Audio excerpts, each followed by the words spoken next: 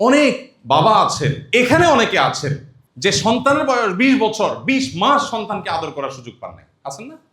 আপনার সন্তানকে শুধু আপনি টাকা পাঠাইলেন আর সে খায় মোটা তাজা হলো, এটাই কি তার হক? বাবার স্নেহ পাওয়ার হক নাই তার? আপনি যদি তাকে স্নেহ করতে না পারেন, সে আপনাকে বার্ধক্যে কিভাবে স্নেহ করবে? সেও আপনাকে টাকা পাঠিয়ে দিবে, বলবে খেয়ে নিও। যে তার বউ আমার কাছে নালিশ করছে, ভাই আপনার ভাইকে বলি দেশে আসতে, সে আসবে না। তার বলি কেন আসবেন না? বলে ভাই কাঁচা টাকা, মাছ তো সবসময় আসে না, যখন ঝাঁকে ঝাঁকে আসে তখন ধরতে হয়। সে আমারে বলতেছে। প্রবাসীদের একটা সমস্যা হলো, যা চাবে চোখ বন্ধ করে তা দিতে হবে না। আপনার বাচ্চা যা চাচ্ছে এখন আপনি যদি তা দেন, সারা জীবন কি সে যা চাবে তা পাবে?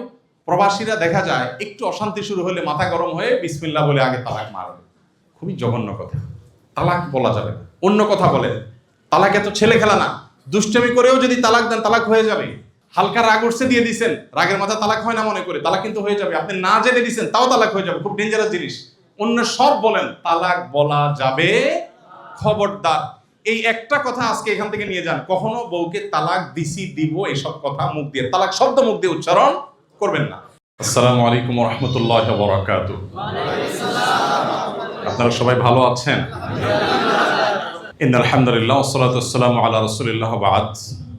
প্রিয় প্রবাসী ভাইরা, আল্লাহ রাব্বুল আলামিনের দরবারে লাখো কোটি শুকরিয়া আদায় করছি, কারণ আল্লাহ তাআলা এই চমৎকার একটি আয়োজন আপনাদের মাধ্যমে আমাদেরকে করবার সুযোগ করে দিয়েছেন। আপনাদের সবাইকে বিশেষভাবে ধন্যবাদ জানাচ্ছি। আসুন্নাহ ফাউন্ডেশনের আমন্ত্রণে আপনারা সাড়া দিয়ে এখানে একত্রিত হয়েছেন।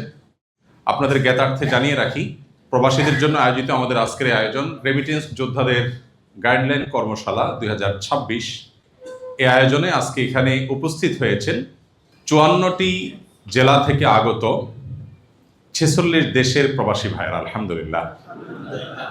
এখানে আপনারা প্রায় 450 বেশি প্রবাসী উপস্থিত আছেন।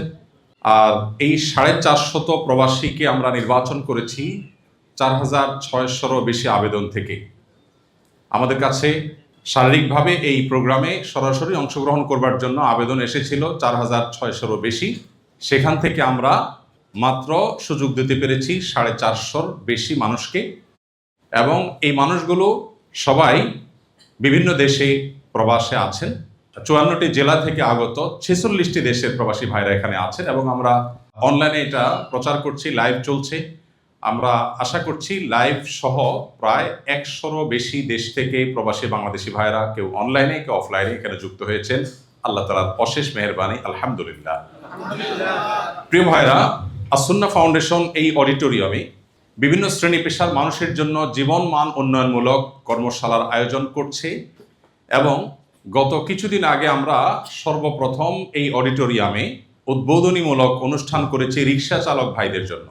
আপনারা অনেকেই অনলাইনের সুবাদে হয়তো দেখেছেন, আমরা এখানে 500 শতাধিক রিক্সা চালক ভাইদের জন্য জীবনমান উন্নয়নমূলক কর্মশালার ব্যবস্থা করেছি। কিভাবে তারা ভালো থাকতে পারেন, কিভাবে তারা অগ্রসর হতে পারেন, কিভাবে তাদের জীবন মানকে উন্নত করতে পারেন, কিভাবে তাদের দুনিয়া এবং আখিরাত উভয় জগতে তারা সফল হতে পারেন, সেই আয়োজন আমরা করেছি। তারই ধারাবাহিকতায় দ্বিতীয় প্রোগ্রামটি আমরা করছি আপনাদেরকে নিয়ে, অর্থাৎ আমাদের সম্মানিত রেমিটেন্স যোদ্ধা প্রবাসী ভাইদেরকে নিয়ে। প্রবাসী ভাইদের প্রতি আমার নিজের একটি বিশেষ দুর্বলতা আছে। আমি প্রবাসী দেখলেই আপন মনে হয় আমার। এর কারণ, আমার জীবনের মূল্যবান 10-10টি বছর প্রবাসে কেটেছে। অতএব যে কোনো প্রবাসীকে দেখলেই আমার মনে হয় যে আমার জাতি ভাই। আমি যে প্রবাসে ছিলাম একটা লম্বা সময়, এই ভাইটি সে প্রবাসী। প্রবাসীদের কিছু দুঃখ, কিছু কষ্টের জায়গা আছে যেগুলো আমি কাছে থেকে দেখার সুযোগ হয়েছে বিভিন্ন দেশে যাওয়া আর প্রবাসে লম্বা সময় কাটাবার সুবাদে। তো আপনাদের জন্য আজকের এই আয়োজনে সকাল থেকে এই পর্যন্ত আপনাদেরকে বিভিন্ন বিষয়ের উপরে, বিভিন্ন বিষয়ের এক্সপার্ট যারা আছেন তাদের দিয়ে অ্যাওয়্যার করার চেষ্টা করছি, সচেতনতা বৃদ্ধি করবার চেষ্টা করেছি। আমি আশা করছি আপনাদের কিছুটা হলে উপকারে আসবে ইনশাআল্লাহ। এ ধরনের অনুষ্ঠান আমরা আরো করি আপনাদের জন্য। আপনারা কি চান সেটা? ইনশাআল্লাহ আসুন্নাহ ফাউন্ডেশন বদ্ধপরিকর যে এই ধরনের আয়োজন আমরা আরো করব।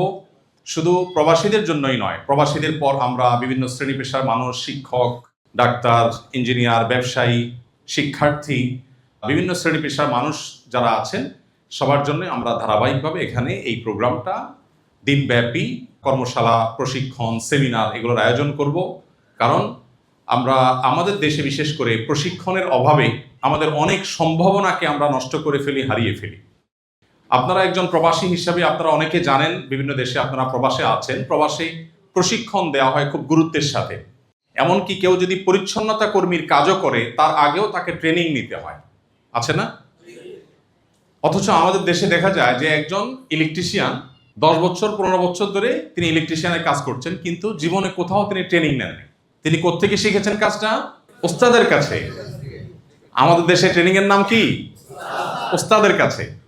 তো ওস্তাদের কাছে শেখার বাইরেও যে প্রত্যেকটা বিষয়, সংশ্লিষ্ট বিষয়ে বিশেষজ্ঞ এবং এক্সপার্টের কাছে হাতে কলমে একাডেমিক বিষয়গুলো, থিওরিক্যাল বিষয়গুলো শেখার আছে, এই ধারণাই আমাদের দেশে অনেক মানুষের মধ্যে খুব একটা নেই। তো As-Sunnah foundation, As-Sunnah skill development ইনস্টিটিউটের মাধ্যমে এবং এই অডিটোরিয়ামে জীবনমান উন্নয়নমূলক এই কর্মশালাগুলোর মাধ্যমে আমরা প্রত্যেকটা শ্রেণীর পেশার মানুষের স্কিল ডেভেলপমেন্ট এবং ট্রেনিং নেওয়া, প্রশিক্ষণ নেওয়া, যে কোনো বিষয়ে থিওরিক্যাল বিষয়গুলো শেখা, জানা এবং সেগুলো বাস্তব জীবনে প্রয়োগ করার ব্যাপারে আমরা গুরুত্ব আরোপ করছি। তারই ধারাবাহিকতা আজকের আয়োজন। তো আবারও আপনাদেরকে ধন্যবাদ জানাচ্ছি। 54টি জেলা থেকে এই কনকনে শীতের মধ্যে আমাদের এই অডিটোরিয়ামে আজকে আপনারা সমবেত হয়েছেন, এটি আমাদের জন্য অনেক বড় একটা আনন্দের কারণ। আল্লাহ তাআলা আপনাদেরকে সর্বোত্তম বিনিময় দান করুন। আজকের আয়োজনে যেভাবে আমরা সমবেত হয়েছি, আল্লাহ আমাদের সবাইকে জান্নাতুল ফিরদাউসে একইভাবে সমবেত হওয়ার তৌফিক দান করুন। প্রিয় প্রবাসী ভাইরা, আমি আমার মূল বক্তব্যে প্রবেশের আগে আরেকটি কথা আপনাদের সাথে শেয়ার করতে চাই। সেটা হলো, আপনারা ব্যক্তি আহমদুল্লাহ যে কয়টি ভালো কাজ দেখেন, এর বেশিরভাগ কাজ আমার শেখার সুযোগ হয়েছে প্রবাস থেকে। এ কথা আপনাদের সঙ্গে শেয়ার করার উদ্দেশ্য হলো, আপনারা সবাই এখনো প্রবাসে আছেন। প্রবাস জীবনকে আমরা অনেক হতাশার জীবন মনে করি। সন্দেহাতীতভাবে পরিবার নেই, পরিজন দূরে, আত্মীয় স্বজন দূরে, নিজের দেশের মাটির গন্ধ পাই না, এটা তো কষ্টের কারণ বটে। কিন্তু প্রবাস জীবনে আমাদের অপার সম্ভাবনার বিশাল দুয়ার ওপেন আছে, যেটা আমরা অনেক সময় খেয়াল করি না। আমি ড্রাইভিং শিখেছি প্রবাস থেকে, আমি কম্পিউটারের অনেক প্রোগ্রাম শিখেছি প্রবাস থেকে, অনলাইনে দাওয়াতি কাজ এটা আমি শিখেছি প্রবাস থেকে, ভিডিও এডিটিং আমি শিখেছি প্রবাস থেকে। আমি অনেক কিছু প্রবাস থেকে শিখেছি, যেটা হয়তো দেশে থাকলে আমার এত ভালো করে, এত সহজে শেখার সুযোগ হতো না। তো আপনারা যারা প্রবাসে আছেন, প্রবাস থেকে আপনার দুনিয়া এবং আখেরাতকে দারুণভাবে সাজাবার, গোছাবার, সাফল্যমণ্ডিত করবার অনেক সুযোগ আছে। আজকে বিভিন্ন সেশনের মাধ্যমে হয়তো আপনারা কিছুটা অনুভব করেছেন। আমি আপনাদেরকে আমার এই ভূমিকা বক্তব্যের শেষে এসে বলতে চাই, প্রবাস জীবনের অপার সম্ভাবনাকে কাজে লাগাবার চেষ্টা করুন। এরকম অবসর সময় আপনার জীবনে আরেকটা হয়তো আসবে না। আপনি দেশে চলে আসলে আজকে শালার বিয়ে, কালকে শ্বশুর মারা গেছেন, পরশু অমুকের দাওয়াত, প্রচুর এঙ্গেজমেন্ট আমাদের হয়ে যাবে। কিন্তু প্রবাসে আপনার কিন্তু সেই এঙ্গেজমেন্টটা নাই। বিপুল পরিমাণ সময় আমাদের হাতে থাকে। বেশিরভাগ প্রবাসী ভাইরা বা উল্লেখযোগ্য প্রবাসী ভাইরা টেলিভিশন স্ক্রিনের দিকে তাকিয়ে থেকে সারাদিন তথাকথিত দেশের নিউজ নিয়ে সারাদিন তিনি পড়ে থাকেন। এই টকশো দেখছেন, এই মিষ্টি শো দেখছেন, এই নিউজ দেখছেন, এই রিল দেখছেন, সারাদিন এই কাজ করেন। অথচ অবসর সময়ে কাজের ফাঁকে আমি চাইলে একজন ভিনদেশি, যেমন আমার কথা আমি বলি, আমি কম্পিউটার বিষয় শিখেছি একজন ফিলিপিনোর কাছ থেকে, আমার একজন সহকর্মী, তার নাম ইদ্রিস। আমি গাড়ি শিখেছি আমার একজন সহকর্মী নেপালের, ওনার নাম রিয়াদুল হক। আমি অফিসিয়াল অনেক বিষয় শিখেছি ইয়েমেনি আমার কিছু সহকর্মী ছিল, তাদের কাছ থেকে। তো আপনারা যেখানে কাজ করেন, বিভিন্ন দেশে মানুষ আছেন আপনাদের সাথে, এক একজনের মধ্যে এক একটা দক্ষতা আছে। আপনি চাইলেও বাংলাদেশে এরকম দক্ষ মানুষের সান্নিধ্য হয়তো আপনি পাবেন না, তখন তার কাছ থেকে আপনি একটা জিনিস শিখে ফেলতে পারেন। এটা আপনার জীবনে ভ্যালু অ্যাড করবে ইনশাআল্লাহ। তো আমি আশা করব প্রবাস জীবনকে আমরা আমাদের জীবনের পরিবর্তনকারী একটি সময় হিসাবে গ্রহণ করব। আল্লাহ আমাদের সবাইকে তৌফিক দান করুন। আমার আলোচনার বিষয়বস্তু হলো পারিবারিক বিষয়।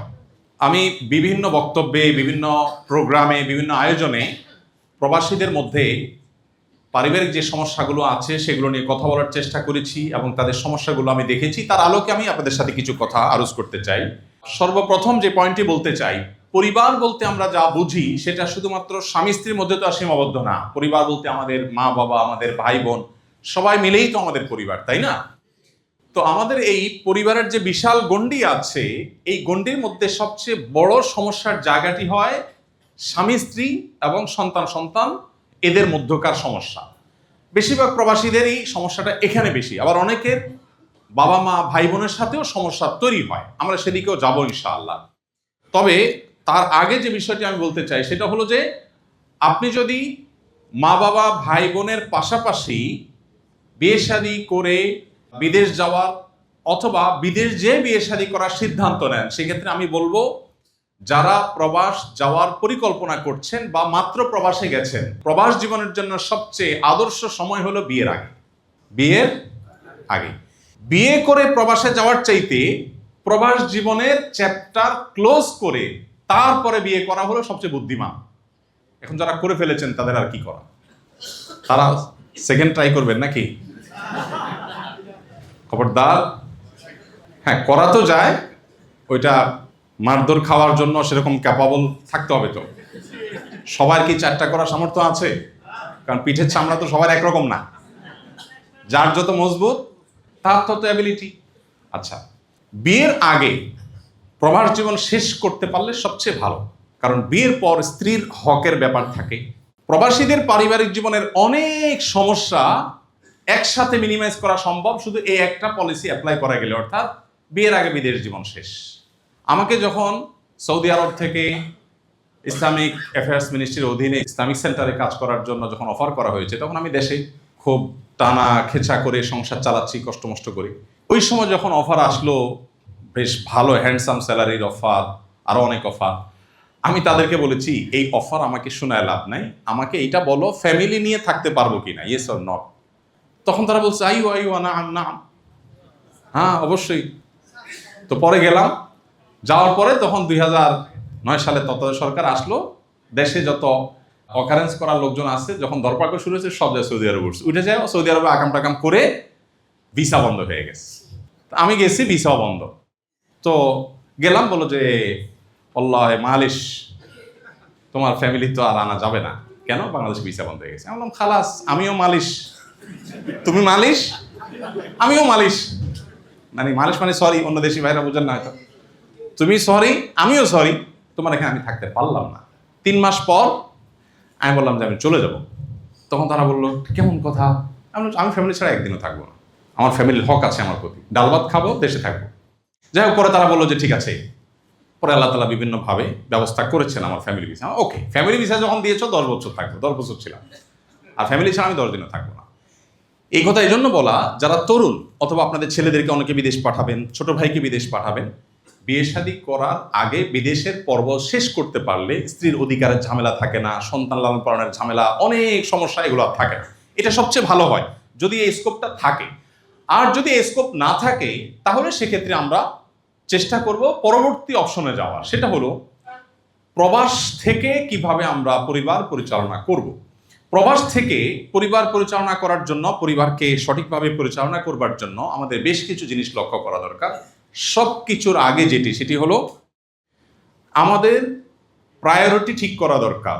আমি আমার পরিবারকে দুধে ভাতে রাখার জন্য বিদেশ গিয়েছি, প্রবাসে পাড়ি জমিয়েছি, খুব ভালো কথা। আর এটা ভালো কাজও, কারণ নবী করিম সাল্লাল্লাহু আলাইহি সাল্লাম বলেছেন তুমি তোমার স্ত্রীর মুখে যে খাবারটা তুলে দিচ্ছ এটাও কি হয়? সাদাকার সওয়াব হয়। সো আপনি যে বিদেশে গিয়েছেন আপনার পরিবারের একটু সুখের জন্য, এর কারণ আপনি আল্লাহর কাছে কি পাবেন? সওয়াব পাবেন, সাদাকার সওয়াব পাবেন ইনশাআল্লাহ। কিন্তু পরিবার দুধে ভাতে থাকুক, এই চিন্তাটা আমরা যতটা করি তার চাইতে বেশি চিন্তা করা উচিত আমার পরিবার যেন জাহান্নামের আগুন থেকে রক্ষা পেতে পারে। এইটাতে যে লাভটা হবে সেটা হলো আপনি স্বয়ংক্রিয়ভাবে একটা আদর্শ পরিবার পেয়ে যাবেন। যে পরিবারের সদস্যরা আল্লাহর ভয় তাদের অন্তরে লালন করে, যারা জাহান্নাম থেকে বাঁচার জন্য তাগাদা অনুভব করে, সেই পরিবারের সদস্যরা আপনার চোখ জুড়িয়ে দিবে, এতে কোনো সন্দেহ নাই। যেই সন্তান, যেই স্ত্রী আল্লাহকে চিনে, সে স্বামীর হক আদায় করবে না? সে কি স্বামীর কোনো হক নষ্ট করবে? যেই সন্তান আল্লাহ এবং তার রাসূলের পরিচয় পেয়ে গেছে, সে কি বাবা মার নির্দেশের বাইরে যাবে? যাবে না। তাহলে আপনার পরিবারের দুনিয়া এবং আখিরাত উভয় জগতের সামগ্রিক কল্যাণ নির্ভর করে আপনি পরিবারের জন্য কোন জিনিসটাকে প্রায়োরিটি দিচ্ছেন সেটার উপর। আপনার কাছে পরিবারে দুধে ভাতে থাকাটা বেশি গুরুত্বপূর্ণ নাকি তাদের ঈমান আমলে থাকাটা বেশি গুরুত্বপূর্ণ? দুধে ভাতে থাকাটা আমাদের টার্গেট হবে, আমরা চাইবো তারা ভালো থাকুক, ভালো খাক, কিন্তু সেটা আমার কাছে যতটা গুরুত্বপূর্ণ তার চাইতে বেশি গুরুত্বপূর্ণ হতে হবে কি? ঈমান আমল। আল্লাহ রাব্বুল আলামিন কোরআনে কারিমে বলেছেন, ইয়া আইয়ুহাল্লাযীনা আমানু কু আনফুসাকুম ওয়া আহলিকুম নারা, হে ঈমানদারেরা তোমরা নিজেদেরকে এবং তোমাদের পরিবারকে জাহান্নামের আগুন থেকে রক্ষা করো। দুনিয়া কয়দিনের, দেখতে দেখতে শেষ হয়ে যায়, তাই না? অনন্ত অসীমকালের জান্নাতে আমাদের একসাথে থাকতে হলে তার জন্য প্ল্যান করতে হবে, সঠিক প্ল্যান। এই প্ল্যানের অংশ হিসেবে আমাদেরকে অনেক কাজ করতে হবে। এর ভিতরে সবচেয়ে বড় কাজটা হলো আপনি একজন, যারা বিবাহ এখনো করেন নাই, তারা একজন জীবন সঙ্গিনী খুঁজবেন এমন যিনি আল্লাহ ভীরু, যিনি মুত্তাকি। এখন মুত্তাকি কিন্তু বোরকা পড়লে হয়ে যায় না, মুত্তাকি কিন্তু শুধু নামাজ পড়লে হয়ে যায় না। ঠিক যেমন অনেক ছেলে আছে, দাঁড়িয়ে আছে, মাশাআল্লাহ, পাঞ্জাবি আছে, কিন্তু আবার 2 নম্বরিও করে, আছে না নেই? ঠিক একইভাবে একজন মেয়ে লেবাস পোশাক পরলেই মুত্তাকি হয়ে যায় না। একজন ছেলে হোক আর মেয়ে হোক, মুত্তাকির সবচেয়ে বড় বৈশিষ্ট্যের বিষয় হলো তিনি আল্লাহর কাছে নিজেকে পরিপূর্ণভাবে সমর্পণ করেছেন কিনা, সারেন্ডার করেছেন কিনা। এটা যদি কেউ করতে পারেন তিনি মুত্তাকি। এখন এটা বুঝবেন কিভাবে, এটা জটিল, এটা আরেক আলোচনা, বিবাহ কেন্দ্রিক আলোচনা। আমি শুধু এটুকু বলতে চাই, যারা বিবাহ করেননি অথবা ছোট ভাই ব্রাদার ছেলে মেয়ে বিয়ে করাবেন তাদের জন্য বলছি, জীবন সঙ্গী সঙ্গিনী বা পাত্র পাত্রী নির্বাচনের ক্ষেত্রে তারা দিনদার কিনা এটা নিরূপণ করবার জন্য তাদের সবচেয়ে যে বিষয়টি গুরুত্বপূর্ণ যেটা দেখতে হয় সেটা হলো যে তারা আল্লাহর কাছে কতটা নিজেকে সঁপে দিয়েছেন। কোরআন হাদিস শুনছেন, আর কোনো কথা নেই, আল্লাহ বলেছেন, আচ্ছা তাহলে আর কোনো কথা নেই, কোরআনে আছে, হাদিসে আছে, আচ্ছা তাহলে আমার আর কোনো সে নেই। এই সমর্পণ করার মানসিকতা থাকলে সে হলো আসলে মুত্তাকি। আর মেয়েদের ক্ষেত্রে সবচেয়ে বড় বৈশিষ্ট্য হলো অল্পে তুষ্ট থাকা, আলহামদুলিল্লাহ বলতে পারা, চাহিদা না থাকা, যে আমি ডিমান্ড না, অন্য মেয়েদের সাথে আমি কম্পেয়ার করব না, এটা হলো তাদের সবচেয়ে ভালো গুণ। আর ছেলেদের ক্ষেত্রেও, পাত্র নির্বাচনের ক্ষেত্রেও, যেহেতু এখানে আপনারা সবাই ছেলে, অতএব আপনাদের জন্য মেয়েদের কথাটা বেশি করে বলা, ছেলেদের ক্ষেত্রেও এরকম মুত্তাকির বিভিন্ন প্যারামিটার আছে যেগুলো দেখে আমরা আসলে ভালো মানুষ নির্বাচন করব। এর মধ্যে একটা হলো যে সে আসলে হালাল হারাম কতটা মেনটেন করে এবং কাদের সাথে উঠা বসা করে। এই কথাটা সবার জন্য প্রযোজ্য, ছেলে মেয়ে সবার জন্য। বন্ধু সার্কেল দেখে বোঝা যায় সে আসলে মানুষটা কেমন, অনুমান করা যায়। এই জন্য পাত্রপাত্রী শুধুমাত্র চেহারা ছবি, শুধুমাত্র পয়সা আলা কিনা, শুধুমাত্র নামি খানদানি কিনা, শুধুমাত্র লেবাস পোশাক আছে কিনা, এগুলো না দেখে তার লাইফস্টাইল, সে যাদের সাথে চলাফেরা করে সে কতটা সহনশীল, সে কতটা ধৈর্যশীল, তার ভিতরে কতটা তুষ্টি আছে, তার ভিতরে খবর কতটা আছে, এই জিনিসগুলো বেশি গুরুত্বপূর্ণ। যাই হোক, সেটা বিবাহ কেন্দ্রিক আলোচনা। তো পরিবার তারা যদি মুত্তাকি হোক এটা আপনি চান, তাহলে আপনাকে অনেকগুলো স্টেপ অবলম্বন করতে হবে, অনেকগুলো পদক্ষেপ নিতে হবে, যেগুলো নিলে আপনার পরিবার মুত্তাকি হয়ে উঠবে ইনশাআল্লাহ। এক্ষেত্রে আরেকটা হাদিস উল্লেখ করতে পারি, এখানে আছে, নবী করিম সাল্লাল্লাহু আলাইহি সাল্লাম বলেছেন, আলা কুল্লুকুম রাইন ওয়া কুল্লুকুম মাসউলুন আন রাইয়াতিহি, তোমাদের সবাই দায়িত্বশীল এবং সবাই যার যার দায়িত্ব সম্পর্কে জিজ্ঞাসিত হবে। অতএব আমরা সবাই পরিবারের দায়িত্বশীল, প্রত্যেকটা মানুষ পরিবারের দায়িত্বশীল। এই হাদিসের শেষ অংশে আছে, নবী করিম সাল্লাল্লাহু আলাইহি সাল্লাম বলেছেন, একজন পুরুষ তার পরিবারের সদস্যদের সবার ব্যাপারে তিনি দায়িত্বশীল। কিয়ামতের ময়দানে এদের ব্যাপারে জিজ্ঞাসাবাদের মুখোমুখি হবে। তার স্ত্রী নামাজ পড়েছেন কিনা, সন্তানটা আল্লাহকে চিনেছেন কিনা, আল্লাহর কাছে জবাবদিহি তাকে করতে হবে। এই জন্য আমরা কি করব? পরিবারকে দিনদার করার জন্য, তাদেরকে আল্লাহমুখী করার জন্য, তাদেরকে আদর্শ পরিবার করার হিসাবে গড়ে তোলার জন্য আমরা কি করব? প্রথমত, নিজের এবং সঙ্গীর চরিত্র হেফাজতের গুরুত্ব দেওয়া। আপনার সাথে আপনার স্ত্রীর বোঝাপড়াটা পরিষ্কার হতে হবে। আপনার ইমো, আপনার হোয়াটসঅ্যাপ, আপনার মেসেঞ্জার আপনার স্ত্রী যে কোনো মুহূর্তে দেখতে পারে, এই সৎসাহস আপনার আছে কিনা। আপনার ফেসবুক নিউজ ফিড সে ঘাঁটতে পারে সব সময়, এই সৎসাহস আপনার আছে কিনা, এটা গুরুত্বপূর্ণ। একই কথা স্ত্রীর বেলায়ও প্রযোজ্য। যদি এই সৎসাহস থাকে এবং এই জায়গাটা পরিষ্কার থাকে, তাহলে কিছুটা আপনি আল্লাহর শুকর আদায় করার জায়গায় আপনি আছেন। এখন ঘরে ঘরে দেখা যায় যে সবাই সবার থেকে লুকালুকি করে, আছে না? এই লুকালুকি করার মানে হলো আপনি সঠিক জায়গায় পুরোপুরি এখনো নাই। অনেক ছেলে আছে যাদের মোবাইল হাতে নিয়ে ফেসবুক স্ক্রল করলে বোঝা যায় সে কি দেখে, বোঝা যায় না? কারণ যেগুলো দেখে ওইগুলোই তো আসে, তাই না? অনেক মা বাপ আছেন, শুধু প্রবাসী না, আমরা যারা দেশে আছি একটা কমন রোগের কথা বলি, সেটা হলো আমরা সবাই চাই আমি সারাদিন মোবাইল টিপবো, আমার বাচ্চারা যেন মোবাইল না টিপে। আছে না নাই? আমি সারাদিন মোবাইলে পরনারী দেখব, ফিল্ম দেখব, রিলে মেয়েদের দেখব, ডান্স দেখব, হারাম জিনিসপত্র দেখব, বাট আমার বউটা হবে কাবে আবশ্রী। উনি কিছু দেখতে পারবে না। উনি একজন পুরুষের সাথে যদি মিষ্টি মিষ্টি গলায় কথা বলে, একটু উল্টাপাল্টা টাইপ আলোচনা করে, অথবা পুরুষের সাথে খুব সখ্যতা হয়, আমার চান্দিতে আগুন ধরে যাবে। বাট আমি কিন্তু ঠান্ডা মাথায় সারাদিন ফেসবুকে কি করব? একের পর এক হারাম জিনিস দেখবো এবং স্ক্রল করব। এই রোগটা আমাদের মধ্যে আছে না নাই? মনে রাখবেন, পরিবারের কথা এখন রাখেন সাইডে। আপনি নিজে যদি আল্লাহওয়ালা না হন, আপনি নিজে যদি সৎ না হন, আপনার ছেলে মেয়ে এমন কোন ট্যাবলেট পৃথিবীতে আবিষ্কার হয় না যে ট্যাবলেট খাওয়াই দিয়ে সে ফেরেশতা হয়ে যাবে। আমি কি বোঝাতে পেরেছি? এই জন্য ভাইরা, আমাদের সিদ্ধান্ত নিতে হবে। জীবনটা খুবই সংক্ষিপ্ত। দেশে থাকেন আর প্রবাসে থাকেন, জীবন কিন্তু আস্তে আস্তে বরফের মতো গলে শেষ হয়ে যাবে। অতএব আমি আল্লাহর কাছে নিজেকে সমর্পণ করব, আমার নিজেকে নিয়ন্ত্রণ করব। আমি হারাম কোনো কিছুর সাথে সংশ্লেষ রাখবো না, হারাম জিনিস দেখবো না। এটা সিদ্ধান্তের ব্যাপার। যদি আপনি হারাম জিনিস না দেখার কষ্ট নিতে পারেন, হারাম জিনিস না দেখাটা তো কষ্টের, কারণ মনে চায় দেখতে, মনের সাথে যুদ্ধ করতে হয়। এই কষ্টটা যদি আপনি নিতে পারেন, নগদ একটা নিয়ামত পাবেন। সেটা কি? আল্লাহ তাআলা আপনার পারিবারিক জীবনে এমন শান্তি, এমন সুখ দিবেন যেটা আপনি কল্পনা করতে পারবেন। আর হারাম ভাবে যদি আপনার স্বাদ আপনি আস্বাদন করেন, আপনার চাহিদা আপনি নিবারণ করেন, তাহলে হালাল পথে আপনার চাহিদা নিবারণ করার নিয়ামত আল্লাহ আপনার থেকে বঞ্চিত করবেন, আপনি এটা নিয়ে নেবেন। আপনার স্ত্রী আপনার পরম সুখের কারণ হোক, এটা যদি আপনি চান, তাহলে আপনি অন্যের স্ত্রী দেখা বন্ধ করেন, অন্যের মেয়ে দেখা বন্ধ করেন, অন্যের বোন দেখা বন্ধ করেন, অন্যের মা দেখা বন্ধ করেন, নিজের দৃষ্টিকে সংযত করেন। চেষ্টা করা যাবে না ইনশাআল্লাহ? এটা কিন্তু সিদ্ধান্তের ব্যাপার। এখানে অনেক ভাইরা আছেন এমন দেশে বসবাস করেন যেখানে মেয়েদের চলাফেরা রাফটাপ, ওপেন সিক্রেট আছে না? ভাইরা আমার, প্রতিদিন শত শত হাজার হাজার বার আমার আমলনামায় গুনাহ লেখা হচ্ছে। কয়টা টাকার জন্য, কয়টা পয়সার জন্য, একটু ইনকামের জন্য আমার ঈমান, আমার আমল, আমার আখিরাত পুরাটা নদীতে ডুবাই দিলাম। আল্লাহর কসম, এর চাইতে লস প্রজেক্ট, এর চাইতে দুর্ভাগ্যজনক বিনিয়োগ আরেকটা হতে পারে না। যে কিছু টাকা পাইলাম, বিনিময়ে আমার ঈমান আমল শেষ হয়ে গেল।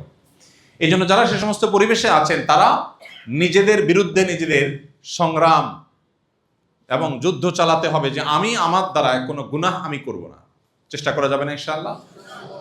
আপনি যখন নিজে এবং আপনার সঙ্গিনী উভয়ে আপনারা যখন চরিত্রবান হবেন, তখন দেখবেন একটা উপভোগ্য, একটা সুখময় পরিবারের বীজ বপন হয়ে গেছে।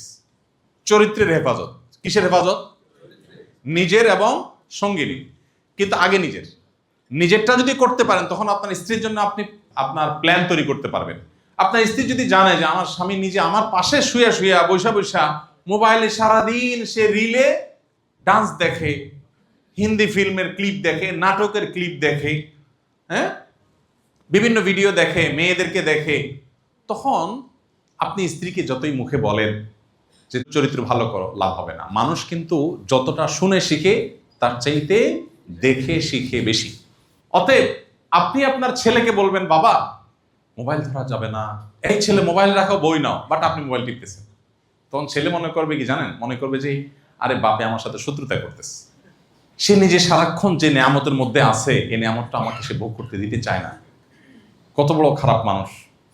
এই জন্য সে যুদ্ধ করে মোবাইলটা নিতে চায়।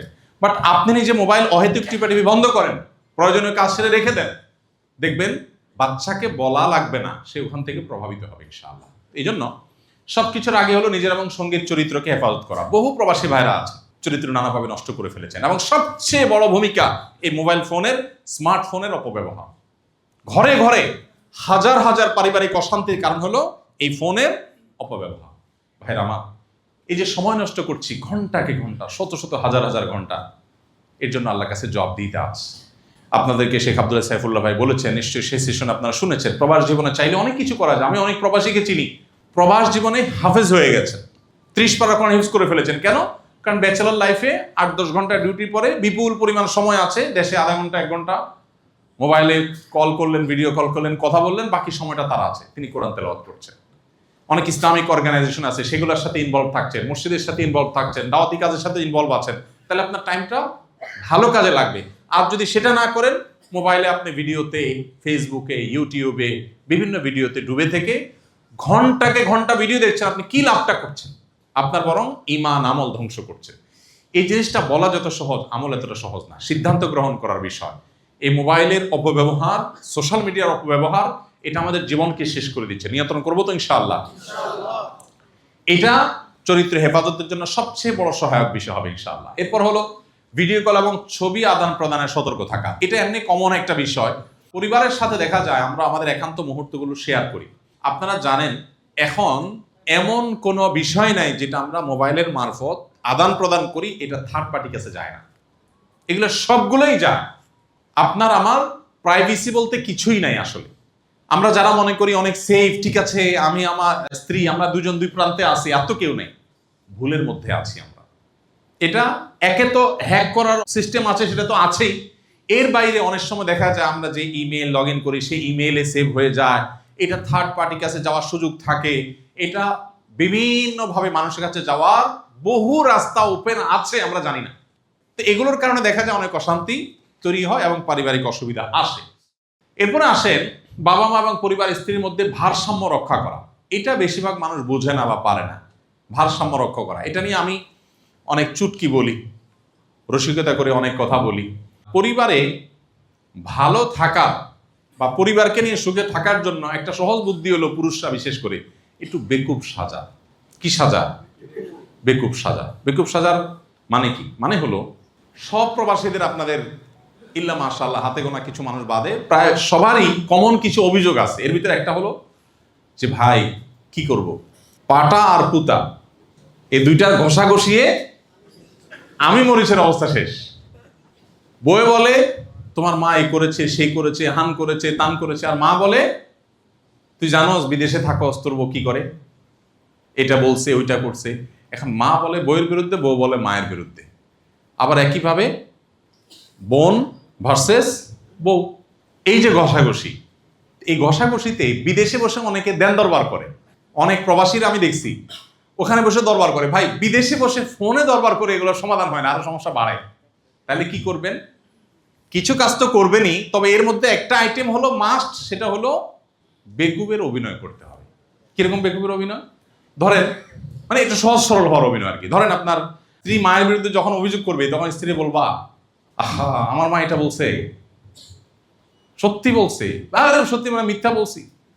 তখন যদি আপনি বলেন যে দেখো কোরআন হাদিসে মা বাবার কিছু বলা জানা নিষেধ আছে, জন্মদাতা তারা, এটা যদি আজকে না হইতো, মা না হয়ে আজকে কেউ হইতো, তো তুমি দেখতে আজকে পারলাম না, আমি মা হয়েছে এই জন্য। আপনি বললেন যে স্ত্রী হিসাবে তোমার জন্য তো আমি জীবন দিয়ে ফেলতাম, এখন মা তো কিছু করতে পারতেছি না। তখন স্ত্রী বলবে যে আমার স্বামীটা আসলে মানুষটা ভালো, আমাকে মহব্বতে সে আকর্ষণ, বাট একটু বেকুব, কি করবে বুঝে উঠতে পারতেছে না। আবার একই অভিনয় আপনি যদি মায়ের সাথে করেন, মা যখন বলবে এই তোর বউ এটা করছে এটা করছে, তখন মারা যদি বলেন যে মা আল্লাহ রসুল কোনোদিন বউদের গায়ে হাত তোলে নেই, যদি অনুমতি দিতেন সকাল বিকাল আশ্রয়তাম। মারে বলার সময় তার বউ শুনতেছে না। আর এটা মীমাংসার খাতিরে, ঝগড়া মীমাংসার খাতিরে এতটুকু কৌশল, চালাকি, মিথ্যা জায়েজ আছে। মিথ্যা একটা ক্ষেত্রে জায়েজ, সেটা কোনটা? মীমাংসা। হ্যাঁ, মীমাংসার ক্ষেত্রে কিন্তু মিথ্যা জায়েজ। এখন এইরকম মিথ্যা, মিথ্যা আবার সব মিথ্যা না, যেটা বললে মীমাংসা হবে।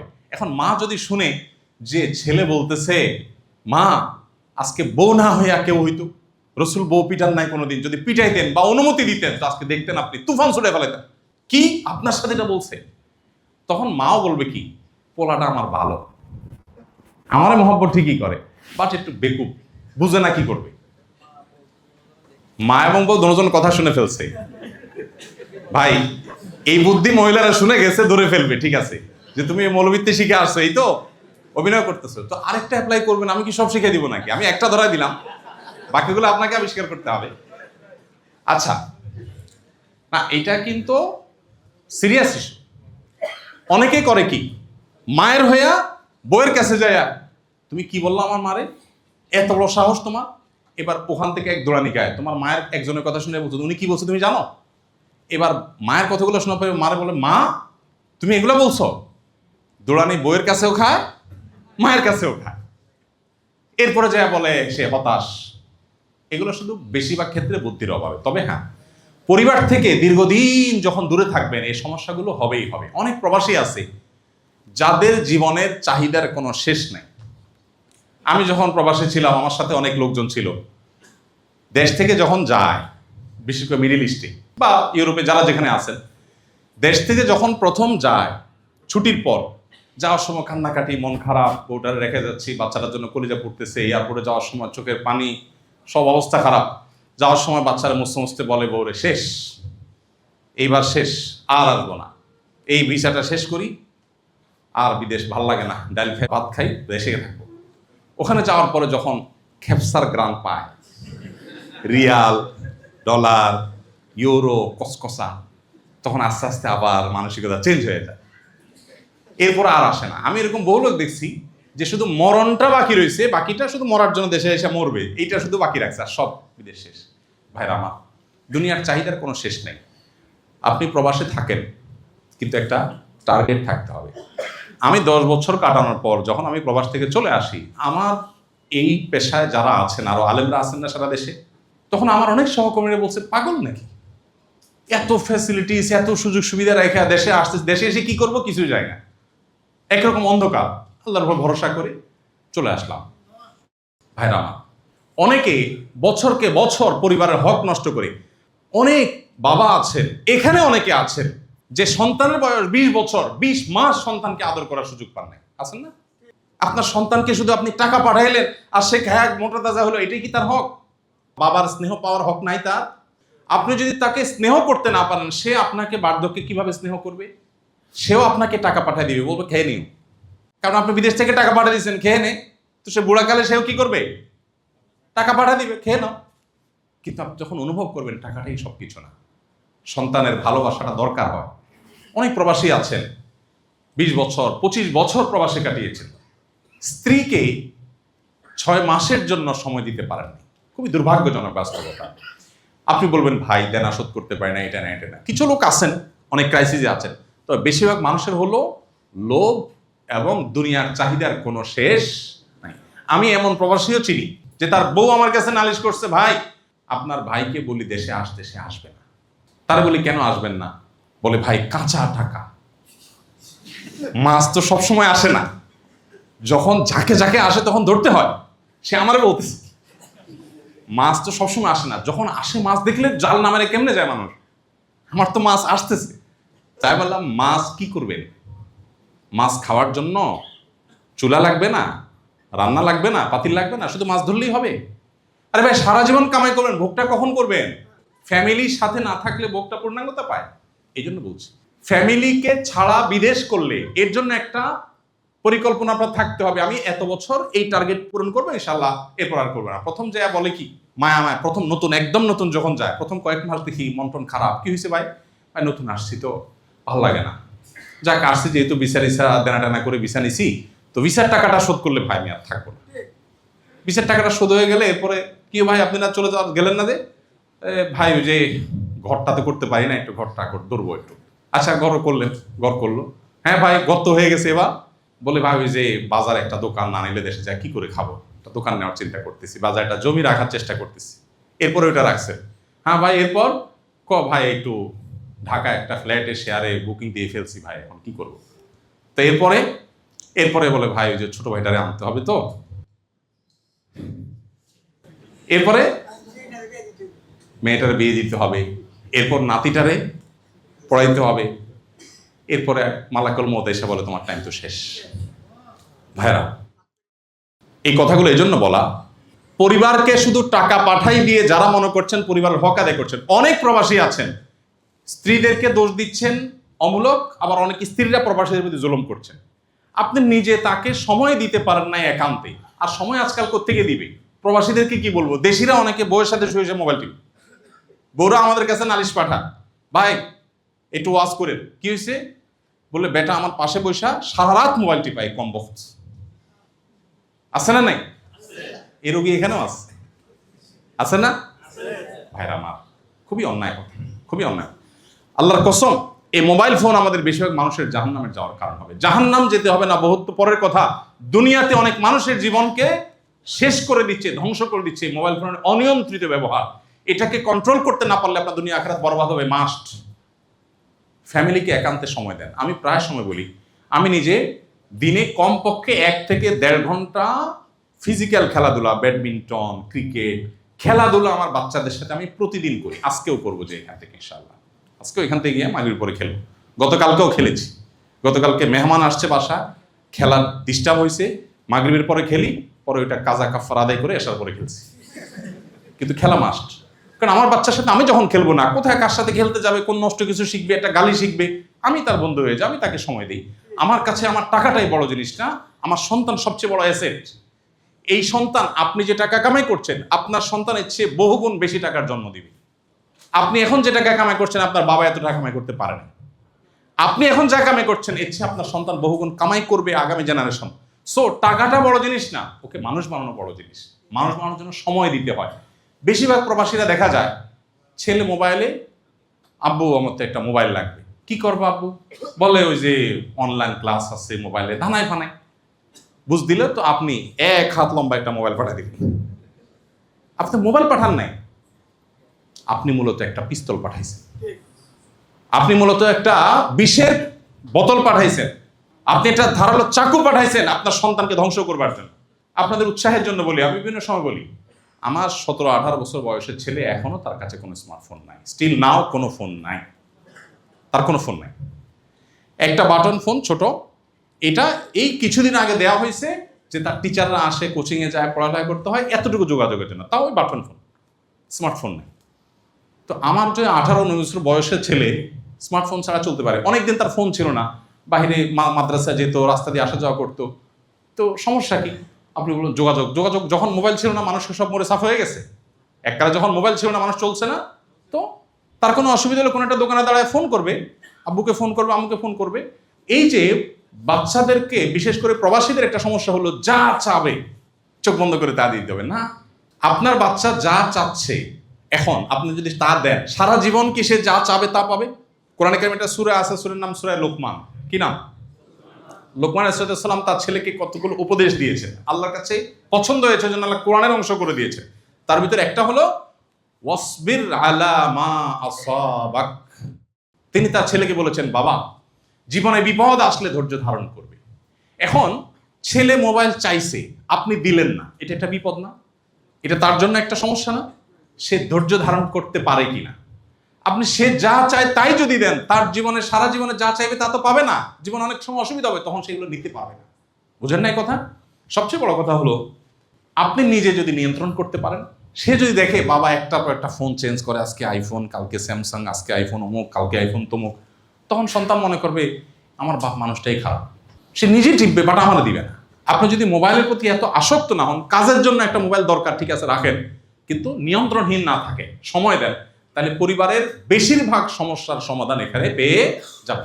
এখন আপনি বলবেন ভাই পরিবেশটা তো এরকম হয়ে গেছে, এটার ওষুধ কি? এটার ওষুধ হলো এনভায়রনমেন্ট।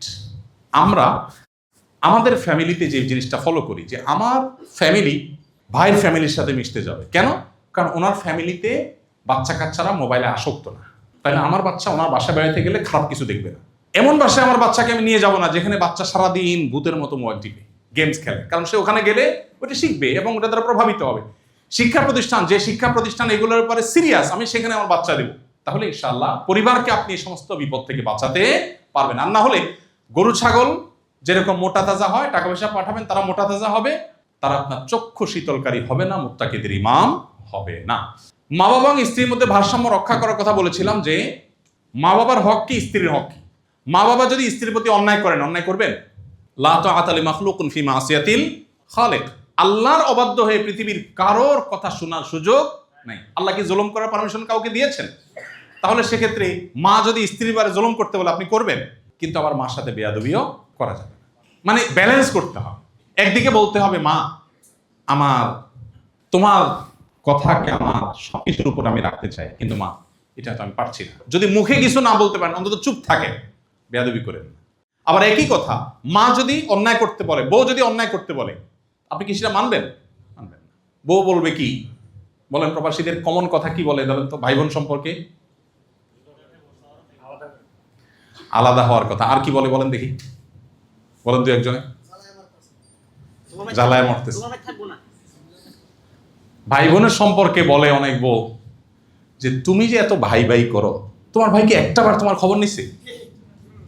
বলে কি বলে না? হ্যাঁ, এত বোন বোন করতেছ, এই বোন তোমার জন্য কি করছে, তোমার বাচ্চাদের জন্য কি করছে, বলবে না সারাদিন? এক কান দিয়ে শুনবেন আর এক কান দিয়ে বাইর করে দিবেন। তারা যদি কোনো অন্যায় করে সেটা এক কান দিয়ে শুনবেন আর এক কান দিয়ে বাইর করে দিবেন। কিন্তু আবার অনেকে আছেন ভাই বোনের জন্য এত বেশি করেন যে শরীয়ত তাতে করতে বলেনি। অনেক প্রবাসী আছে এই কাম করেন, সারাদিন ভাই বোনরে টাকা পয়সা দিয়ে দেখেন। টাকা পয়সা দিলে তো শুধু মানুষ হয় না, শিক্ষা দেন, ট্রেনিং দেন। আসুন্নাহ ফাউন্ডেশন স্কিল ডেভেলপমেন্ট মূলক ইনস্টিটিউট আছে, আপনারা জানেন তো। ট্রেনিং দিয়ে আমরা বেকারত্ব দূর করার চেষ্টা করি। Mobile servicing training, refrigeration training, electrician training, কম্পিউটারের ট্রেনিং, বিভিন্ন রকমের ট্রেনিং আমরা দিই। আপনি ট্রেনিং সেন্টারে ভর্তি করে দেন, সে শিখুক। তারা শুধু টাকা পাঠালে তো সে অভাব দূর হবে না। অনেকে দেখা যায় মা বাপ ভাই বোনের জন্য বেশি করতে গিয়ে বউয়ের হক নষ্ট করে, সন্তানের ভবিষ্যৎ নষ্ট করে। আবার অনেকে বউ সন্তানের দিক খেয়াল করতে গিয়ে এই দিক নষ্ট করে। এই জন্য আমরা বলেছি বাবা ভাই বোন স্ত্রী সবার মধ্যে ভারসাম্য রক্ষা করা, সবার হক জেনে সেটা আদায় করা, যার যতটুকু পাওনা। ভাই বোনের প্রতি আমার কর্তব্য আমি সেটুকু করবো। অতিরিক্ত করতে পারলে ভালো, কিন্তু অতিরিক্ত করতে গিয়ে যেন আমার ছেলে মেয়ের হক নষ্ট না হয়, বউয়ের হক নষ্ট না হয়, এই জিনিসটা আমাদের খেয়াল রাখতে হবে। এরপর হলো পরিবারের হক আদায়ের জন্য নিয়মিত দেশে আসা। অনেক প্রবাসী আছেন 10 বছর 12 বছর দেশে আসেননি, আছে না? কেন আসে না? টাকা। 17 বছর আসছে এরকম মানুষও আছে। কারোর বিপদ আছে, আসতে পারে না, ভিসার কাগজপত্রের ঝামেলা তৈরি হয়েছে বা কিছু, সেটা একটা জিনিস। কিন্তু শুধু টাকার জন্য না আসা, এটা দুর্ভাগ্যজনক। ফ্যামিলি থাকার পরও প্রতি বছরই দেশে আসার চেষ্টা করতাম। অনেক বেশি টাকা ছিল তা তো না। আচ্ছা, এটা একটা ব্যাপার। আরেকটা হলো যে সম্ভব হলে পরিবারকে বিদেশে নিয়ে যাওয়া। পরিবারকে বিদেশে নিয়ে যাওয়ার সুযোগ সবাই থাকে না, যাদের আছে তাদের সে সুযোগটা নেওয়া উচিত যদি সেরকম পরিবেশ থাকে। যারা ইউরোপে থাকে পরিবারকে বিদেশ নিয়ে গেলে, কিন্তু আপনার বাচ্চা কাচ্চা সেই পরিবেশে যদি বড় হয়, ওর ইমান নিয়ে টানাটানি শুরু হবে কিনা, ওই স্কুলে যখন যাবে সেখানে অমুসলিম বাচ্চাদের মধ্যে থেকে তার মধ্যে হীনমন্যতা আসবে কিনা, এটা দেখার বিষয়। যদি সেটা হয় খবরদার, তাহলে সবকিছুর আগে আমার ইমান রক্ষা করা, আমার আইডেন্টিটি রক্ষা করা, এটা চেষ্টা করতে হবে। আর যাদের সুযোগ আছে তারা পরিবার নিয়ে যাবেন। দেখা যায় পরিবার নিতে গেলে মা বাধা দেয়, বাবা বাধা দেয়, বউ বিদেশ নিবি কেন। তো এক্ষেত্রে ওই যে কার কতটা বাধা দেওয়ার রাইট আছে। আমি কাজের জন্য বিদেশে থাকতে হচ্ছে 2 পয়সা কামাই করার জন্য, তো আমার চরিত্র হেফাজত করার জন্য আমার বউ যদি সাথে না থাকে, তাহলে আমার এই চরিত্রের দিক দেখবে কি? এটা আমাদেরকে দেখতে হবে। তো এই জন্য বিদেশে নেওয়ার সামর্থ্য থাকলে মা বাবা যদি নিষেধও করেন, সব ক্ষেত্রে অবশ্য সমান হবে না, প্রয়োজন আপনি কোনো আলেমের পরামর্শ নেবেন। আসুন্নাহ ফাউন্ডেশনের কল সেন্টার আছে, সকাল 8টা থেকে রাত 10টা পর্যন্ত টেলিফোনে আলেমরা আপনাদের পৃথিবীর যে কোনো প্রান্ত থেকে ফোন করবেন, আপনাদেরকে পরামর্শ দিবে, আপনি সেখান থেকে সহযোগিতা নিতে পারবেন। এরপর আসুন, একটা টার্গেট থাকবে, ঠিক আছে আমার এইটা দরকার, দেশে এতটুকু করবো, দেশে এসে আমি এটা করতে পারবো। এরপর আলহামদুলিল্লাহ, যদি ফ্যামিলি নিয়ে সব দেশে তো সেট হওয়ার সুযোগ নাই, মিডল ইস্টে সেট হওয়ার সুযোগ নাই, মালয়েশিয়াতে সুযোগ নেই, তাহলে আমি দেশে ব্যাক করবো। আর যাদের সেটেল হওয়ার সুযোগ আছে তারাও চিন্তা করবেন সেটেল হলে আমার ইমান আমল ঠিক থাকবে কিনা। সেটা থাকলে আলহামদুলিল্লাহ, না থাকলে বাবা আমার দরকার নেই, কারণ আমার সবচেয়ে বড় ইমান আমলের বিষয়টা। আমরা সন্তান এবং পরিবারকে দিনদার করবার জন্য, তাদেরকে আল্লাহমুখী হিসাবে গড়ে তোলার জন্য প্রথম বিষয় হলো যে সন্তানের দিনদারিতা রক্ষার ব্যাপারে আমাদেরকে গুরুত্ব বুঝতে হবে। গুরুত্ব ইতিমধ্যে বলা শেষ হয়ে গেছে যে সন্তান এবং পরিবার যদি দিনদার হয়, তাহলে তারা আমার হক চিনবে, সবার হক চিনবে, এবং সত্যিকারের শান্তিটা আমার ফ্যামিলিতে আসবে। এখন মুশকিল হলো আমরা আসলে কি শান্তি চাই না ভাবসাব চাই? বুঝে শুনে বলতেছেন, শান্তি চাই না ভাবসাব চাই? শান্তি। আচ্ছা, তাহলে যদি আল্লাহ তাআলার সাথে আপনার এখন একটা মিটের সুযোগ হয়, আল্লাহর সাথে একটা মিটের সুযোগ হলো সরাসরি, আল্লাহ যদি আপনাকে অপশন দেয় যে বান্দা 2টা অপশন দিলাম, একটা হলো একটা ব্লাঙ্ক চেক দেবো তোমাকে, ফিগার তুমি বসায় নিবা, টাকা না ডলার না ইউরো, এটা তুমি বসায় নিও, মিলিয়ন নিবা না বিলিয়ন নিবা না ট্রিলিয়ন নিবা, এটা তোমার ব্যাপার, চেক ব্লাঙ্ক, কিন্তু সুখের গ্যারান্টি নেই, সুখ পাইতেও পারো নাও পারো। আর সেকেন্ড অপশন হলো একটা কুড়ের ঘর, কোনো রকম ডাল ভাত খাওয়ার জন্য একটা টঙের দোকান, একটু বেশি জোরে বাতাস আসলে বাতাস ঢুকবে, বৃষ্টি আসলে বৃষ্টি ঢুকবে, কিন্তু শান্তির গ্যারান্টি আছে। কোনটা নেবেন? অঙ্ক বুঝে গেছেন সেই জন্য বলতেছেন। ব্লাঙ্ক চেক ছেড়ে আপনি কুড়ে ঘর নেবেন? ভাই চাপাবাজির আর জায়গা হইলো না। কোনটা নেবেন বলেন? বেশিরভাগ মানুষই বলবে আল্লাহ ব্লাঙ্ক চেক দাও, শান্তিটা আমি দেখে নেব। বেশিরভাগ মানুষ এটা বলবে না? বাস্তবতা হলো শান্তি সবসময় টাকা পয়সা দিয়ে হয় না ভাই।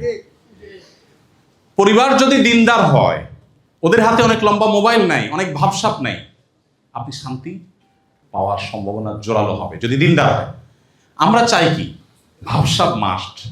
বিদেশ থেকে আসছে, মোবাইল হাতে নিয়ে ঘুরতেছে, কি হয়েছে ভাই আইফোন 17 নাকি, মাশাআল্লাহ দেখি না এখনো নতুন সেট না, ভাল লাগে।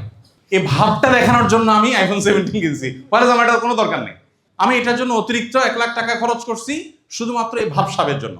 এটা ইমানদারের সিফত না। বেশিরভাগ মানুষের ফ্যামিলি বাচ্চা কাচ্চা ধ্বংস হয়ে যায় এই ভাবসাব রক্ষা করার জন্য। সিদ্ধান্ত নিতে হবে পরিবারের সদস্যদেরকে নিয়ে যে আমরা ভাবসাব দেখাবো না, আমরা অন্যের সাথে কম্পেয়ার করবো না। কারো ছেলে মেয়ে ভাবসাব দেখাক, আমরা দেখাবো না। আমরা বলবো আমাদের নাই বাবা, আমাদের অল্প আছে, আমরা গরিব। আমরা টার্গেট বানাবো আল্লাহকে খুশি করার, মানুষের কাছে ভাবসাব দা। এটা যদি আপনি করতে পারেন তাহলে পরিবারের সবার দিনদার হওয়ার মূল মন্ত্র এটার মধ্যে আছে। এবং এটা যদি না করতে পারেন, ভাবসাবের কি কোনো শেষ আছে? আপনি ছেলে মেয়েকে বলেন আর স্ত্রী বলেন, কাউকে দিয়ে কোনোদিন খুশি করতে পারবেন না। পারবেন? পৃথিবীতে দিয়ে কোনোদিন খুশি করা যায়? এটা আপনাদের প্রবাসীদের চাইতে বেশি কে বুঝবে? কেউ বুঝবে? দেশে মানুষ এত ভালো বুঝবে না, আপনারা এটা যত ভালো বুঝেন। কারণ দিতে দিতে এমন দেওয়া দেয়, আমি এয়ারপোর্টে মাঝে মধ্যে দেখি প্রবাসীরা সব খোলা ধরে, গড়িটা খোলে, বাইক না নে, দেই বাতিজা টাকা রয়েছে, নে চশমাটা নে, আমি এটা নেই মনে বানায়, সানগ্লাসটা তুই রাখ, এরপরে দিয়ে আরেকটা টাকা রয়েছে, পারলে প্যান্টের বেল্টে খুলে দিয়ে দে, নে বাবা আমি রশি বেঁধে যাই, ওখানে যে আরেকটা কিনে নেব। আমি প্রায় সময় এয়ারপোর্টে দেখি যে যেভাবে খোলা ধরে, আরে ভাইক না ভাতিজা ছোট ভাই বন্ধু সব টাকা রয়েছে। 3 মাস আসিল বেচারা, দেশে আসছে 3 মাস ধরে তো চুষছে ধুমায়, এখন এয়ারপোর্টে যাওয়ার পরে পারলে প্যান্ট খুলে ধুয়ে সালা বস্তা পরে যাও তুমি। এই অবস্থা আপনাদের চাইতে ভালো কে বুঝবে? প্রিয় ভাইরা, মনে রাখবেন কিচ্ছু দিয়ে আপনি পরিবারকে খুশি করতে পারবেন না। একটা জিনিস যদি দিতে পারেন সকল সুখের মূল মন্ত্র, সেটা হলো দ্বীন, তাকওয়া, আল্লাহ ভীরুতা। সেটা নিজে আগে হইতে হবে এবং পরিবারকে বসে সিদ্ধান্ত নিতে হবে আমরা কি জান্নাতে যেতে চাই কি চাই না। এটা আমাদের বিগ ডিসিশনের ব্যাপার। যদি চাই ওকে, তাহলে ওই অমুকের ছেলে সেও তো বিদেশ গেছে, কয়দিনে কত কিছু করে ফেললে, তুমি কি করলে এটা বলা যাবে না। আমি হকালালি চলবো, হকালালি চললে অনেক কিছু হয়তো হবে না। সিদ্ধান্ত নিতে হবে পরিবারকে নিয়ে বসে আলোচনা করে, দিন তাদের মধ্যে দিতে হবে। ইনশাআল্লাহ দেখবেন তারা দিনদার হয়ে উঠবে। নিজেকে এবং পরিবারকে দিনদার হিসেবে গড়ে তোলার উপায় হলো কোরআন হাদিস পড়েন, নিজে আমল করেন, ইসলাম বিষয়ে জানার চেষ্টা করেন, মানার চেষ্টা করেন, আর দিনই সার্কেল মেনটেন করেন। যাদের সাথে উঠা বসা করবেন তারা যেন দিনমুখী হয়। যাদের সাথে যাওয়া আসা করেন, সব টাকা পয়সা, আপনার পোলাপান যে বাসায় যায়, ওর বাপ আজকে মোবাইল নিয়ে আসছে, কালকেও জামা দিয়ে আসছে, সারাদিন ভাবসাব দেখায়, তো আপনার বাচ্চা এগুলো শিখবে।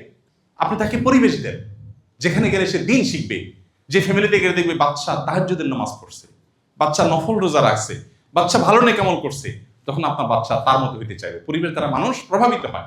আর পাশাপাশি আল্লাহর কাছে দোয়া করা, সূরা ফুরকানের 74 নম্বর আয়াত সবার মুখস্থ, সবাই আল্লাহর কাছে পড়বো, রব্বানা হাবলানা মিন আজওয়াজিনা ওয়া যুররিয়াতিনা কুররাতা আয়ুন ওয়াজআলনা লিল মুত্তাকিনা ইমামা। খুব বেশি বেশি করে আল্লাহর কাছে দোয়া করবো ইনশাআল্লাহ।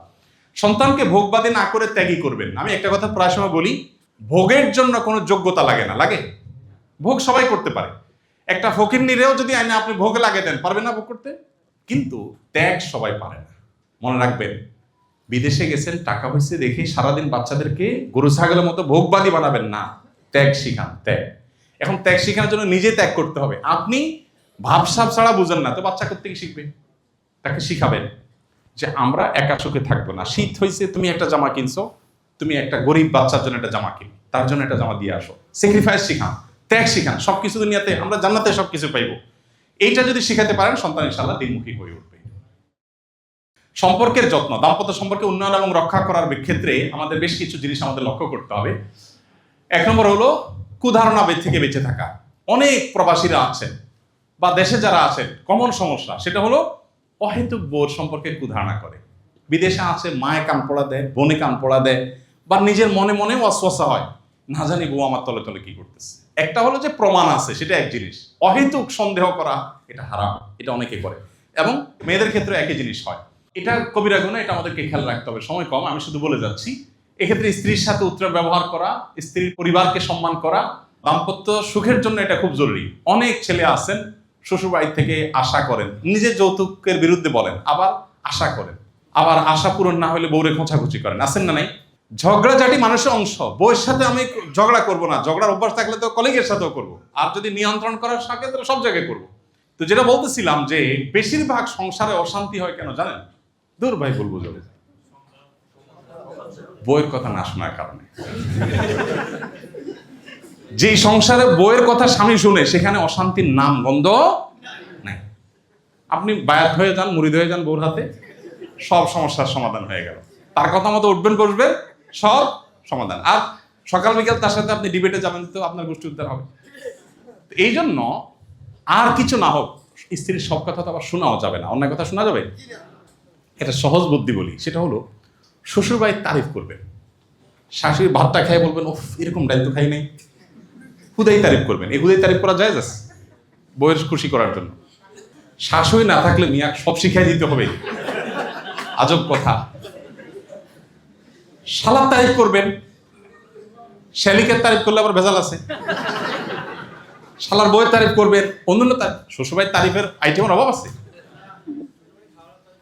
শুনেন, মেয়েরা আসলে অনেক কিছু চায় না, একটু স্বীকৃতি চায়। একটা মেয়ে সারা জীবনের জন্য চলে আসে আপনার কাছে, সহজ বিষয় না।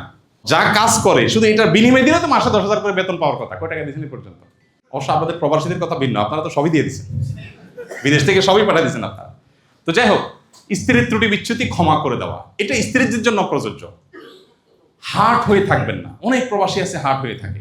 আমি সৌদিতে যখন ছিলাম দাম্মামে, এক বাংলাদেশিকে দেখলাম, তখন নেটে এত ছিল না, দেখি কার্ড কিনে আনছে দোকান থেকে, আয়না বসছে, বুড়া কতক্ষণ কথা বললো, 10 রিয়ালে কার্ড ঢুকাইছে, কতক্ষণ পরে শেষ, দেশে কথা বলছে, আবার আরেকটা কিনে আনছে।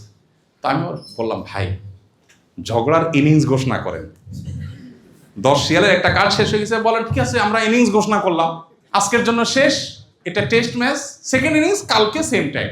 তাহলে কি হবে, এই 24 ঘন্টার মধ্যে ঝগড়ার যে দোনোজনেরই চলে আসবে। এরপরে কথা বললে দেখবেন যে কথা আসবে কি লাইনে কথা, তখন দেখবেন কথা আসবে, আচ্ছা যা হয়েছে হয়েছে, এখন সমাধানের কথা বলো। আর যদি তখন বলেন না এটার বিহিত এখনই করতে হবে, তো মাঝখান দিয়ে মোবাইল ফোন কোম্পানির লাভ হবে। বুঝে আসছে কথা ভাইরা আমার? তো এই জন্য স্ত্রীদের বেশি কিছু চায় না, একটু স্বীকৃতি আর দোষ কম ধরা। দোষ কম ধরা। মাতৃজাতি মেয়েরা আল্লাহ তাআলা এমনভাবে সৃষ্টি করেছেন, একটু পামপট্টি দিয়ে খুন করাও সম্ভব। একটু পামপট্টি দিলে যদি বলেন যে শুয়ে পড়ো, জবাই করবো, রাজি হয়ে যাবে। শুধু কি লাগবে? একটু প্রশংসা। অথচ এইটুকু করতে অনেক পুরুষ কার্পণ্য করে। আর প্রবাসে থাকেন, টাকা পয়সা দিয়ে দিয়েছেন বুঝলাম, আসলটাই তো দেন সঙ্গ, অন্য 10টা স্ত্রী যেটা পায় সেটা তো সে পায় নাই। সো আপনার এই ফিলটা থাকতে হবে যে আমি আমার স্ত্রীকে টাকা পয়সা দিছি, কিন্তু একটা জায়গায় সে আমার কাছে আরো পাওনা আছে। যাই হোক, অনেকে গালিগালাজ করেন, এগুলো না করা, খারাপ ধারণা না করা, তার সাথে পরামর্শ করা। সে যদি কখনো কষ্ট দেয়, একটু ঠান্ডা মাথায়, যখন ঠান্ডা মাজাজ হবে তখন তারা বুঝান যে তোমার কিটা বলা ঠিক হয়েছে, আমি তো কষ্ট পাইছি। একটু ট্যাকফুলি দেখলে জিনিসগুলো সমাধান করা সম্ভব হয়। ছোটখাটো ভুল হলে সেগুলো এড়ানো, সব ভুল ধরে পারা যায় না। তারপরে আপনার মুখ খারাপ না করা। অনেকে আছে মুখ খারাপ করেন, অনেকে আছেন এই বদভ্যাস আছেন। দূরে থেকে সন্তান, পরিবার, পরিজনের সাথে সম্পর্ক রক্ষার গুরুত্ব আমাদের হাতে একেবারে সময় নেই। সুন্দরভাবে না বলতে শেখা, মানে অনেক অন্যায় বলবে, অন্যায় কথা বলবে, সেগুলো না বলতে শিখবে। আপনি সবকিছু হ্যাঁ বলবেন না। আবার গণহারে না বলতে পারাটা একটা আর্ট আছে। ডাইরেক্ট না বুঝায় শুনে না বলতে পারা, এটা একটা গুরুত্বপূর্ণ ব্যাপার। আবেগ নিয়ন্ত্রণ করা, সবসময় আবেগী হয়ে সবকিছু করা যাবে না। যেটা এতক্ষণ বললাম সেটাই শো অফ না করা। মানে আমরা সিদ্ধান্ত নেব যে আমরা ভাবসাব ধরবো না, কারোর সাথে কম্পিটিশন ধরবো না, তাহলে দেখবেন অর্ধেক অশান্তি দূর হয়ে যাবে। সর্বশেষ একটা গুরুত্বপূর্ণ বিষয় আপনাদেরকে বলি, সেটা হলো ঘরে ঘরে একটা অশান্তি আছে, সেটা হলো জিন এবং দুষ্ট জিনের উপদ্রব এবং ব্ল্যাক ম্যাজিকের সমস্যা, যেটা আমরা বুঝি না। স্পিরিচুয়াল সমস্যা, আধ্যাত্মিক ভেতরগত সমস্যা আমাদের শেষ করে দিচ্ছে। হঠাৎ স্বামী স্ত্রী অশান্তি, কোনো কারণ নেই। দুজন বুঝেন যে কেন আমি রাগ হয়ে যাচ্ছি, অহেতুকি চেতে যাচ্ছি, অহেতুক রাগারাগি করে ফেলতেছি। আসলে কাহিনী করতেছে কে? শয়তান। এখানে দেখা যায় অনেক সময় আপোষের তাবিজ করে আত্মীয় স্বজনে ধ্বংস করে, অনেক সময় শয়তান, অনেক সময় নানাভাবে নিজেরা শয়তানের জালেবন্দী হয়ে যায়। এই সমস্যা নাই এমন একজন মানুষও পাওয়া সম্ভব না। নবী করিম সাল্লাল্লাহু আলাইহি ওয়াসাল্লাম বলেছেন, তোমাদের সবার সাথে শয়তান আছে যে তোমাদেরকে ক্ষতি করার চেষ্টা করে। অতএব সবার সাথে যেহেতু আছে, সবাইকে ক্ষতি করার চেষ্টা করে। উপায় কি? রুকিয়া। অনেক ফ্যামিলিতে আছে বাচ্চা কাচ্চা অস্বাভাবিক নষ্ট হয়ে গেছে। বিশেষ করে প্রবাস জীবন থেকে আমরা বাচ্চাদের অনেক অ্যাক্টিভিটিস দেখে আমরা অনেকে খুব বেশি হতাশ হয়ে যাই। বাচ্চাদের প্যারেন্টিং নিয়ে আমাদের কথা বলার সময় আজকে একেবারেই নাই, সেটা আমরা অন্য কোনো সময় ইনশাআল্লাহ বলবো বা আপনারা অন্য কোনোভাবে জেনে নেবেন।